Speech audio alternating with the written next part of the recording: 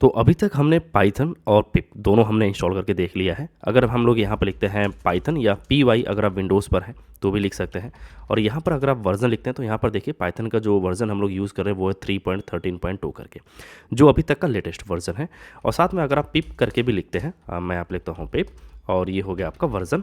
तो यहाँ पर आप देखोगे कि पिप का भी वर्जन यहाँ पर 25.0.1 इस समय करंट में चल रहा है। तो फ्लास्क के ट्यूटोरियल को स्टार्ट करने से पहले हम लोग एक वर्चुअल इन्वायरमेंट यहाँ पर क्रिएट कर लेते हैं। तो वर्चुअल इन्वायरमेंट पाइथन के अंदर इसलिए ज़रूरी होता है ताकि जो आपकी डिपेंडेंसीज हैं वो आपके प्रोजेक्ट के अंदर ही रहें, वो बाहर ना आए। जैसे कि आपने डॉकर कंटेनर, अगर आप इन सब के बारे में जानते हैं तो वहाँ पर क्या होता है कि जो भी हमारी डिपेंडेंसीज होगी, मान लीजिए पिप के अंदर कोई हमने एक पैकेज हमने इंस्टॉल किया जिसका वर्जन मान लीजिए करंट में चल रहा है 3.13 करके, जो हमारे प्रोजेक्ट के साथ में है।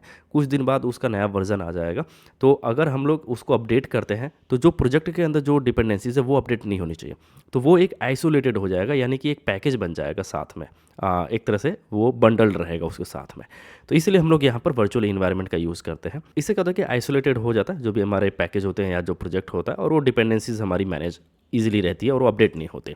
तो उसको क्रिएट करने से पहले हमें यहाँ पर लिखना रहेगा अपने टर्मिनल पर। हमें आप लिखेंगे pym करके, यानी कि अगर हम लिखते हैं यहाँ पर पाइथन भी लिख सकते हैं, पाइथन और m, और यहाँ पर इन्वायरमेंट का नाम जो है venv करके, और हम लोग यहाँ पर लिख देंगे env करके, है ना। तो यहाँ पर जो हमारा venv है वो हमारा वर्चुअल इन्वायरमेंट है, जो पैकेज का नाम है एक तरह से, जो कि बिल्ट इन हमें मिलता है। तो यहाँ पर जो venv है वो हमारा एक मॉड्यूल है पाइथन के अंदर, और उसके जरिए हम लोग यहाँ पर venv नाम से एक इन्वायरमेंट हम लोग यहाँ पर क्रिएट कर रहे हैं। और जैसे हम लोग यहाँ पर एंटर करते हैं, यहाँ पर आप देखोगे कि एक venv नाम से एक फोल्डर यहाँ पर क्रिएट हो गया, और इसके अंदर कुछ फाइलें हमें यहाँ पर देखने को मिल रही हैं। तो ये हमारा हो गया वर्चुअल इन्वायरमेंट जो मैनेज करेगा हमारी पूरे पैकेज की डिपेंडेंसीज को। अब हम इसके अंदर चलेंगे venv के अंदर, और हमें इसे एक्टिवेट करना पड़ेगा, यानी कि स्टार्ट करना पड़ेगा। तो एक्टिवेट करने के लिए आप विंडोज़ पर यहाँ पर लिख सकते हैं env, यानी कि इन्वायरमेंट जो भी हमारा है, और उसके अंदर हमें एक स्क्रिप्ट्स नाम से फोल्डर मिल रहा है, और उसके अंदर एक एक्टिवेट नाम की फाइल है। तो अगर हम लोग यहाँ पर भी देखते हैं तो स्क्रिप्ट्स है और यहाँ पर एक्टिवेट है, और इसको मैं जैसे ही यहाँ पर एंटर करता हूँ वैसे ही आप यहाँ पर देखोगे env यहाँ पर स्टार्ट हो गया, जो कि अभी ग्रीन लाइट करके दिखा रहा है। तो इसका मतलब ये हो गया कि आपका जो वर्चुअल इन्वायरमेंट है फिलहाल के लिए वो आपका रेडी है यहाँ पर। अगर आप विंडो मैक पर हैं या लिनक्स पर हैं तो उसके लिए आप यहाँ पर इस तरीके से लिख सकते हैं सोर्स, और वो हो जाएगा आपका env, और यहाँ हो जाएगा आपका env, और ये हो जाएगा आपका bin, और ये हो जाएगा आपका एक्टिवेट करके, इस तरीके से। तो हम लोग यहाँ पर विंडोज़ पर हैं, इसकी वजह से हम लोग ये वाली कमांड यहाँ पर रन की है। अब हम एक बार देख लेते हैं कि हमारे इस प्रोजेक्ट के अंदर कौन कौन सी पैकेजेस हैं, कौन कौन से हमने यहाँ पे पैकेजेस ऑलरेडी हमें इंस्टॉल्ड मिल रहे हैं। तो हम यहाँ पर लिखेंगे पिप लिस्ट करके।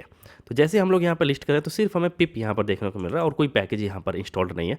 तो ऐसा करते हैं कि एक पैकेज यहाँ पर इंस्टॉल करके देखते हैं। तो हम लोग यहाँ पर लिखेंगे पिप इंस्टॉल लेट्स से रिक्वेस्ट करके, जो कि लाइब्रेरी है। अब हमने देखा कि यहाँ पर ये इंस्टॉल हो चुका है। एक बार हम लोग यहाँ पर स्क्रीन क्लियर कर लेते हैं और एक बार फिर से हम यहाँ पर लिखते हैं पिप लिस्ट करके। तो अब आप देखोगे कि यहाँ पर और ज़्यादा यहाँ पर अब पैकेजेस यहाँ पर आपको दिखाई दे रहे हैं, जो कि है यहाँ पे सर्टिफाई करके IDNA करके पिप करके, और रिक्वेस्ट भी हमारी यहाँ पर है, और उसके साथ में बहुत सारी अदर लाइब्रेरीज भी यहाँ पर इंस्टॉल्ड हो चुकी है जब हमने कमांड यहाँ पर रन की थी पिप इंस्टॉल रिक्वेस्ट करके।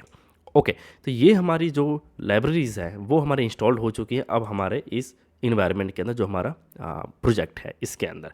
अब हम इसको चाहेंगे तो एक requirement.txt के अंदर इसको हम लोग रख सकते हैं एक फ़ाइल के अंदर, यानी कि ये जो हमारा डेटा है कि कौन सा पैकेज हम लोग इसके अंदर इंस्टॉल किए हुए, ये सब हम एक पैकेज के अंदर रख सकते हैं, ताकि अगर हमें किसी के साथ शेयर करना पड़ा ये प्रोजेक्ट तो हम लोग उसको दे देंगे और वो ईजिली अपने सिस्टम के अंदर इस फाइल की मदद से वो इंस्टॉल कर लेगा सभी पैकेजेस। तो उसके लिए आपको लिखना है पिप फ्रीज, और ये हो जाएगा आपका requirement.txt। इसका नाम आप कुछ भी रख सकते हैं, बट ये पॉपुलर नाम है requirements.txt, तो इसकी वजह से हमने यहाँ पर रखा।